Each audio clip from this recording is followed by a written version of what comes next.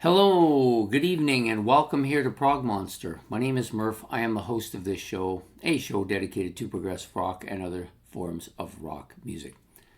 So we're here with the mini-series. We're running for I guess it's probably going to be for 6 episodes bi-weekly for the next, it looks like probably about 3 months. So we're doing 6 episodes. This is episode number 2 of Decades. So Decades will run through the 60s, 70s, 80s, 90s, 2000s, and 2010s, in which I'm going to name my 10 favorite albums of each of those decades. Now, the first episode we did, which was 2 weeks ago, was the 1960s. I put my 10 favorite albums, gave a few honorable mentions, and we're going to stick with that formula. That seems to be the popular way to do it. And I'll be doing it the way I always do it, which is 10th to first, or worst to first, or my least favorite to my most favorite, however you want to put it. So I've picked the 10 albums I think are my most favorite albums from the 1970s. I don't think there's going to be a ton of surprises here, at least not collectively. There might be a few surprises as to where they end up, and I'm going to give you a few honorable mentions too. I've also stuck with the rule I did in the 1960s, which was no more than 2 albums per band. And in this case, I think we have, I think there's just the one band with 2 albums. Yeah, just the one band. There are some of the honorable mentions also give an extra album from some of these bands as well. Okay, so we're going to get started here. So coming in at number 10 is an album that has steadily grown with me over the last decade. It was originally it was in my top 5 favorite by this band, but it's now reached a point where it's number 2 and is challenging the number 1 album. But for the decade of the 1970s, we have 1971's Master of Reality from Black Sabbath. This is an absolute killer album. Got maybe the start of doom metal here for sure. Maybe even some speed metal. Definitely some stoner rock here as well. Very heavy, very crunchy, almost grindingly beefy guitar playing on this album. I think Ozzy sounds really good on it as well. It's a little bit fuzzy, the album, but overall just some absolute killer tracks on here. Some of my favorite songs by Black Sabbath come off Master of Reality. So there you have it. That's my number 10. So next up will be my number 9. This comes from my favorite band. It might be a surprise as to where it placed. I think some of you probably figure I like this more. But it's going to come in here at number 9 by Rush, Hemispheres. Absolutely killer album. Very clear. Maybe their best instrumentation album of all of their albums. Specifically the side, I think it's side 2. Yeah, side 2 is absolutely killer. The 3 songs, Circumstances, Trees, and La Villa Strangiato, absolutely killer. This is a Terry Brown and Rush production as well. Pretty clear sounding album. Some fantastic stuff. One of the best, if not the best, instrumental ever with La Villa Strangiato. I do like the side 1 now. That's probably why I put this album higher than it used to be. It was in my top 5 Rush, but it was one of the ones at the bottom of that because I never really got into the epic long Cygnus X1 Book 2 or Hemispheres if you prefer, 18 minutes in length. I never really got into that until the last decade or so, and now I absolutely love that. I think it's killer. Geddy's voice is fantastic. All the instrumentation is great here. It's probably their best album that way. So number 9, Rush's Hemispheres. And this one actually came out in 1978, for those of you keeping track. Number 3 is an album that is steadily climbed up into my favorites over the decades. Now making the top 10 here for 1970s anyways. We're talking about 1973's Bachman-Turner Overdrive, or Bachman-Turner Overdrive if you're one of those types. Not Fragile is the album. I love every tune on here. There's no weak sisters here at all. The side 1 is absolutely killer. some of my favorite BTO songs: Not Fragile, Rock Is My Life, This Is My Song, You Ain't Seen Nothing Yet, Sledgehammer, all on this album. It's an absolutely hard rocking album with lots of really catchy riffs, hooks galore, beefy guitars, and that absolute killer vocals by C.F. Turner on most of the tracks here too. He just has a really gravelly voice. I love it. So BTO's Not Fragile. Okay, where are we at now? Number 7 comes from a band that I've grown to love. It's really tight between, with this band's top 6 or 7 albums. There's not really a lot separating them. I think this one is my favorite, primarily because of it being the first one that I ever owned by them, and I absolutely love it. Every track on here has been up there in my top 2 or 3 at some point in its history. This album goes back to the mid-'80s for me, although the album itself came from 1976. Trick of the Tail from Genesis, absolutely killer. There's so many good tracks on here. At one time, Squonk and Dance on a Volcano were the 2 I liked.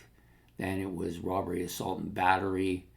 Now it's Entangled and Ripples. All these are fantastic tunes. I love the artwork on it as well. It's really British looking, and I think Phil Collins absolutely killed this. And for the longest time, I was a huge Phil Collins fan, and I discovered that Peter Gabriel sang on this too, so in Genesis as well, and I started going back. But this was the first one for me, and it's coming in at number 7 today.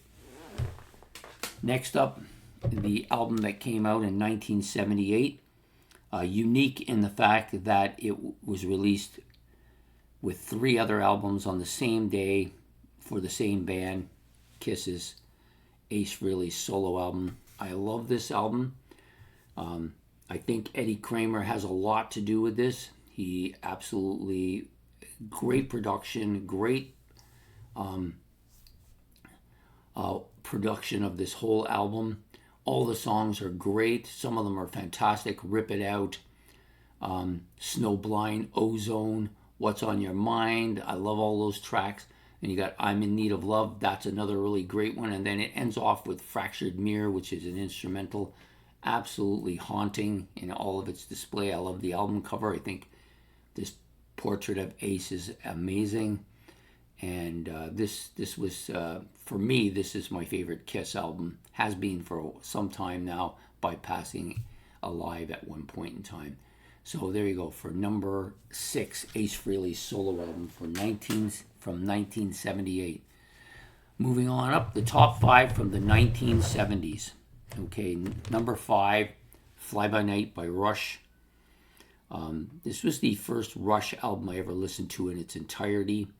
It wasn't the first one I owned, but it was the first one I listened to. It took a few more years before I got into the band, but once I did, this became one of my favorites. At some point in time, I've liked just about every track on here. Anthem and Bytor and the Snow Dog, really heavy, amongst my favorite songs. At one time, Fly By Night, Making Memories, and In the End were among my favorites. Best I Can, absolutely killer here too. And then you get the underrated Beneath, Between, and Behind, which is killer. I don't know how Geddy was able to keep his tongue straight singing that song. Really difficult track, I think. This is from 1975, for those of you keeping track. Fly By Night, coming here at number 5. Okay, moving on up, number 4. This is an album that's steadily gone up since my discovery of it in 2006. By that time, the album was already pushing 30 years of age. Came out in 1977 from a band that has steadily increased to make it in my top 3 bands now. Jethro Tull's Songs from the Wood. Absolutely love this album. Jethro Tull has just proliferated with great albums. This one, from top to bottom, is, I think, their best album. So many good tracks on here. Songs from the Wood, great songs to sing. I think Ian Anderson's vocals are the best of any of the albums that he's done. Some of the songs are just so memorable. Cup of Wonder, Jack in the Green, Ring Out Solstice Bells, Velvet Green. It's just endless. And of course, My favorite track on here, Hunting Girl, which absolutely is a killer.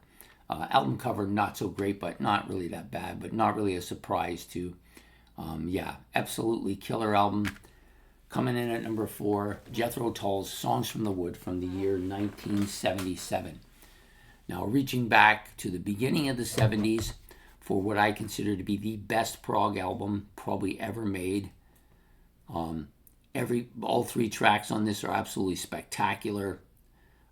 Even like if I had to choose one, the third one would still be amongst my 20 favorite songs of all time. Close to the Edges by Yes from 1972. Many people feel this is the best created progressive rock album of all time. It's definitely in my top 3 albums of all time. At one point it was pushing, I thought it might go as high as number 1, but it stayed in the number 3 spot of all time, but it's still just fantastic. For the 1970s, coming in number 3, Close to the Edge by Yes. Number 2 was my favorite album, probably took over as my favorite album in maybe the mid-80s, so maybe like 1984. The album itself comes from 1979. It's synonymous with some books that I read as well. In my mind, it was huge in the day, and it stayed in the number 1 spot probably until about 4 years ago during COVID. I think it got pushed out of the number 1 spot. But it had been there for, God, like 25 years? Yeah, maybe more, maybe 35 years. So we're talking about Just a Game by Triumph. This is a magnificent album. Easily my favorite Triumph album, and they have some really good ones. One of my favorite albums of all time. I think the only reason it got pushed out is just that it's worn out from so much play. I actually need to get a new disc. This one is kind of long in the tooth. But I've had this in vinyl, I've had it in cassette, now I have it in CD, and I'll probably have it in CD again. Triumph's Just a Game, number 2. So number 1, been number 1 now for about 4 years. Not really under threat of being challenged at this point, but really strong album. Every track on here I love. There's a couple that aren't fantastic, but really good. But Pieces of 8 is the album from 1978 from Styx, my favorite album by them, my favorite album by anybody, really. I'm Okay, Sing for the Day, and Renegade, all really great, catchy songs to sing. And then you have Lord of the Rings, Pieces of 8, and Queen of Spades, all kind of proggy in nature. Blue Collar Man, one of those heavy rockers, and Great White Hope, too, as well. Even some of the lesser songs like The Message and Aku Aku, still good tracks. This is the absolute killer album. If you were looking to get into this band, this is my suggestion. I know some people will say The Grand Illusion. I never, ever thought that this was less of an album than Grand Illusion. It's a heavier album, I think, and that's probably why I like it more. Also, it was my first album with Styx. So there you have it. Those are my 10 favorite albums from 1970. I'm just going to reiterate them. One of them's out of place. I just got to put it back, take off my glasses. I don't think I need them anymore. I'm just going to put it back where it was right here. So we're just going to, this time we're going to do them in the order that they're number 1 to number 10. So Pieces of 8 from Styx, 1978. Triumph's Just a Game from 1979. Close to the Edge from Yes, 1972. Jethro Tull's Songs from the Wood, 1977. Fly By Night from Rush, 1975. Kiss's solo album groupings, with Ace Frehley's solo album being the one here from 1978. September the 18th even, right? Next one up, Genesis, A Trick of the Tail from 1976, first album with Phil Collins on the vocals. Next up, Bachman-Turner Overdrive, or Bachman-Turner Overdrive. I believe this is their third album. Might be their fourth, though. I think it's their third, though. From Not Fragile, 1973. I think it's their third. I think Four Wheel Drive is their fourth. Next up, Rush Hemispheres, 1978. Second part of Cygnus X1 on this. 3 excellent songs on the flip side, including the instrumental masterpiece in La Bella Strangiato. Next up, Black Sabbath. Yep, their third studio album, maybe their best, with Ozzy on vocals. I love all the tracks on here. Some of them have grown with me over time, some of them lessened, but still fantastic stuff. Very, very versatile album. Lots of doom metal here, lots of heavy metal here, maybe some speed metal here, and actually absolutely killer that stoner metal or stoner rock going on here as well. Absolutely killer album. Black Sabbath's Master of Reality, coming in number 10 from 1971. Well, there you have it.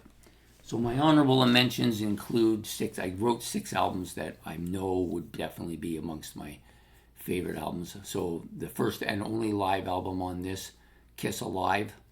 Great album, fantastic. Was my favorite Kiss album for many years. It's only been in the last year or two that Ace has passed them. Yet the Yes album from Yes. This was an album that started out for me. Initially it was down lower, and then it just kept moving up and up and up and up and up, and now it's number 2 for the 1970s. Who Are You by The Who. This was an album that I liked quite a bit. I guess I could have put Who's Next in here too. They're both very close. I like them both. Who's Next I probably like more, but for some reason I put Who Are You today. Equinox from Styx, another great album, one that grew on me and has grown on me to become my second favorite Styx album. Selling England by the Pound, another Genesis album, this one with Gabriel on the vocals, of course, their last album that kind of fits that mode before they had that outlier with The Lamb Lies Down on Broadway, another great album as well. Farewell to Kings from Rush being the last kind of album that I'll mention here as an honorable mention. So Rush kind of had 3 in some ways, 2 on the list and 1 as an extra. But I had to put Farewell to Kings on here because it has my favorite album side of all time with Xanadu and Farewell to Kings. So there you have it. That's this episode of Decades. This is the mini-series that we're doing. This is installment number 2. So in 2 weeks' time, we will do installment number 3, which will be the 1980s. I'm curious to see how that's going to work out. I kind of knew what was going to happen with the 1970s because most of the stuff I like comes from that year, that decade. So anyways, I hope you liked this episode. If you did, please hit the like and subscribe buttons. That's much appreciated. You can put your comments or your list of favorite albums from that time period in the list below. And, you know, if you want to mention anything about the albums I put, that's great. I could have easily, there's another 15 or 20 I could have added to this list easy. There's so many good albums from that decade. Anyways, don't forget to hit the notification bell so you don't miss any of the content. And we will see you in 2 weeks for episode 3 of Decades. Take care and have a good night. Goodbye.